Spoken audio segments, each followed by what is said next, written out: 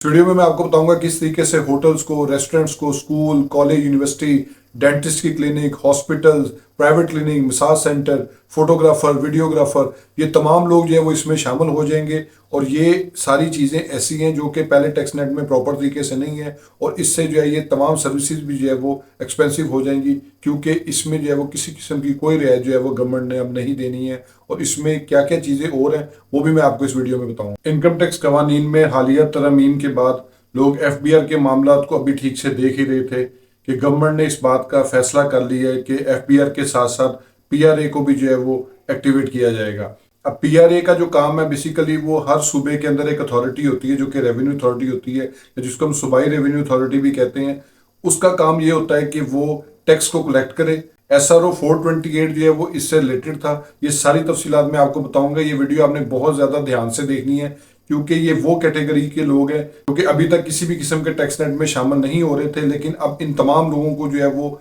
SRO को जो जारी किया गया था उसके तहत जो है वो पाबंद किया जाएगा। और इसमें मैं आपको एक चीज़ और बता दूं, इसमें एडिशनल डिप्टी कमिश्नर और असिस्टेंट कमिश्नर्स को जो है वो इख्तियार दे दिए गए हैं कि उन्होंने इस सारे मामलात को जो है वो इम्प्लीमेंट करना है। सबसे पहले मैं आपको बता दूं कि आप अपनी स्क्रीन के ऊपर देख सकते हैं पीआरए टैक्स नेट को जो है वो एक्सपेंड करने जा रहा है, और इसके अंदर ये पंजाब रेवेन्यू अथॉरिटी जो है इसको with the assistance of Punjab government जो है वो अनाउंस किया गया है कि एक कंप्रीहेंसिव स्ट्रेटजी होगी जो कि उन तमाम लोगों को जो कि रजिस्टर्ड नहीं हुए हैं उनको टैक्स नेट में लाया जाए। अब इसमें जो जो इख्तियार दिए गए हैं वो एडिशनल डिप्टी कमिश्नर जनरल और तहसील लेवल पे जो है रेलिवेंट असिस्टेंट कमिश्नर्स को जो है वो इख्तियार दिए गए हैं जो कि ओवरसी करेंगे और डाटे को कलेक्ट करेंगे। फिर इसके साथ आप देख सकते हैं कि पंजाब सेल्स टैक्स एक्ट के अंदर जो जितने लोग हैं वो शामिल होते हैं, उसमें मैरिज हॉल शामिल हैं, होटल्स हैं, motels, guest houses, catering, restaurants, cable TV operations, internet services, और इसके अलावा जो डाटा रेलिवेंट है बिल्डर से related, real estate agents, property dealers, automobile dealers, beauty parlours, saloons, clinics, tour operators, commission agents, और इसमें 21 लोगों को जो है वो आइडेंटिफाई किया गया है जो कि बेसिकली इस टैक्स के अंदर जो है उनको शामिल किया जाएगा। लेकिन इसमें ये 2 स्टेप्स के अंदर जो है ये प्रोसीजर मुकम्मल होना है। वो दोनों स्टेप्स मैं आपको बताऊंगा, लेकिन उन 2 स्टेप्स के बारे में बताने से पहले मैं आपसे रिक्वेस्ट करूंगा कि मेरे फेसबुक पेज को लाइक करें, यूट्यूब चैनल को सब्सक्राइब करें, और दूसरी मेरी आपसे रिक्वेस्ट ये है कि मेरी वीडियो को पूरा जरूर देखा करें ताकि टैक्स से रिलेटेड जो भी मामला हैं, जो भी इंफॉर्मेशन है उस वीडियो में वो आपको डिटेल में समझ आ जाए। अब ये जो 2 स्टेप्स मैंने आपको बताए हैं इसमें एक तो चीज़ ये है कि 21 प्रोफेशंस ऐसे हैं जिनको आइडेंटिफाई कर लिया गया, लेकिन इसके अंदर एक और बड़ी डेंजरस बात है जो कि एसआरओ 428 से रिलेटेड है। वो मैं आपको बताने लगा हूं कि अगले स्टेप के ऊपर क्या होना है। सबसे पहले इन लोगों को रजिस्टर्ड किया जाएगा। जब असिस्टेंट कमिश्नर किसी बिजनेस प्रेमिसेस में जाएगा तो जाहिर बात है कि उसके पास पुलिस भी होती है, उसके पास इख्तियारात होंगे गवर्नमेंट की तरफ से, वो किसी भी हद तक जा सकता है। लेकिन इसके साथ ही मैं आपको बता देता हूँ कि एसआरओ 28 जो है उसमें क्या प्रॉब्लम वाली बात है, ताकि आपको डिटेल में जो है वो कंसेप्ट समझ आ जाए। तो ये आप अपनी स्क्रीन के ऊपर देख सकते हैं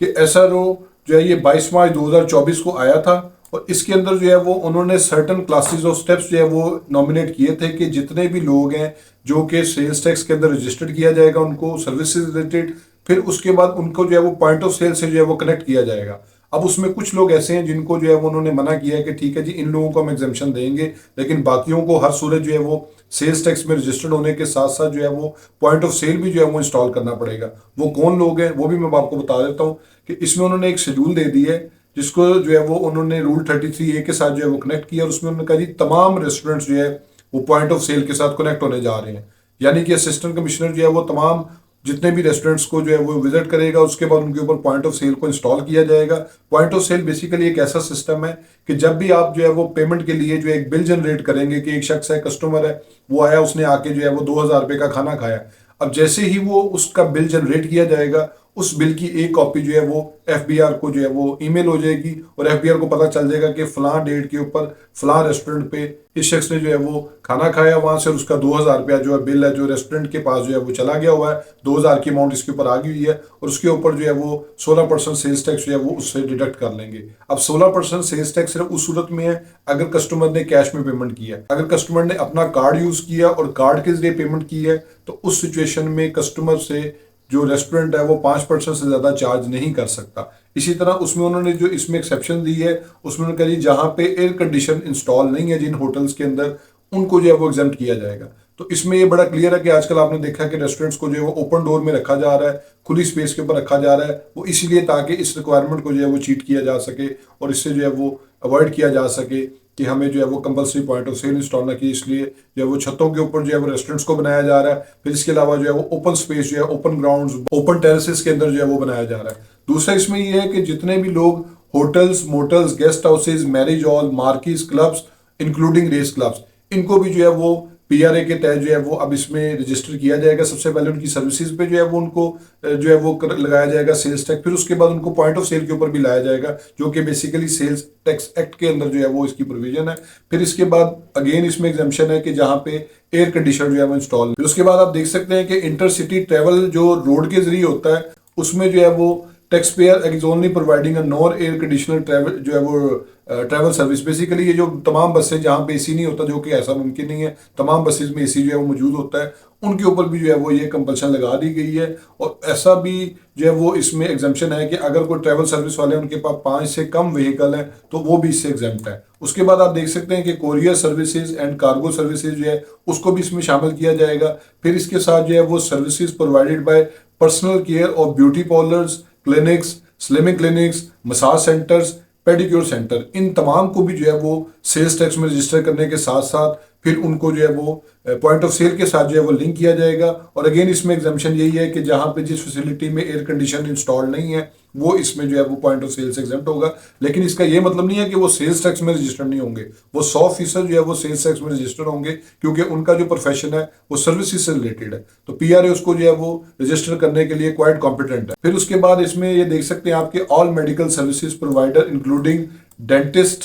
physiotherapist, plastic surgeons, hair implant surgeons and veterinary doctors, इन तमाम को जो है वो सेल्स टैक्स के अंदर रजिस्टर करने के साथ इनको पॉइंट ऑफ सेल के साथ लिंक किया जाएगा। और फिर इसमें जो है वो जो एग्जाम्पशन है वो ये है कि जहाँ पे fees charges are less than 500, जो कि ऐसा मुमकिन नहीं है क्योंकि ये हाईली जो है वो रिस्पेक्टेबल प्रोफेशन है। और इसमें जो है वो जब एक शख्स जो है वो स्पेशलिटी अटेन कर लेता है तो उसके जो चार्जेस हैं वो डेफिनेटली 500 से ज़्यादा होते हैं। फिर आप इसमें देख सकते हैं कि पैथोलॉजिकल लैब्स हैं और फिर इसमें मेडिकल डायग्नोस्टिक लेबोरेटरीज हैं, एक्सरेज हैं, सीटी स्कैन, एमआरआई इमेजिंग, यानी कि जहां से भी हम ये सर्विसेज अवेल करते हैं कि हम एक्सरे करवाने जाते हैं, सीटी स्कैन, उसमें जो है उन्होंने कोई एग्जाम्पशन नहीं दी, उसमें उन्होंने कहा जी हर सूरत इनको जो है वो पॉइंट ऑफ सेल इंस्टॉल करना पड़ेगा। फिर इसके बाद जो है वो प्राइवेट हॉस्पिटल्स है, medical care centre providing medical consultation, hospitalisation and ancillary services, यानी हेल्थ और हेल्थ से रिलेटेड जितने भी सर्विसेज प्रोवाइड कर रहे हैं, जो हॉस्पिटल्स हैं, प्राइवेट क्लिनिक है, मेडिकल केयर यूनिट्स हैं, उसमें जो है वो इंडक्ट किया जाएगा। फिर उसके बाद आप देख सकते हैं हेल्थ क्लब्स हैं, gym, physical fitness centre, swimming pools. फिर उसके बाद जितने भी फोटोग्राफर्स हैं, वीडियोग्राफर्स हैं, इवेंट मैनेजर्स हैं,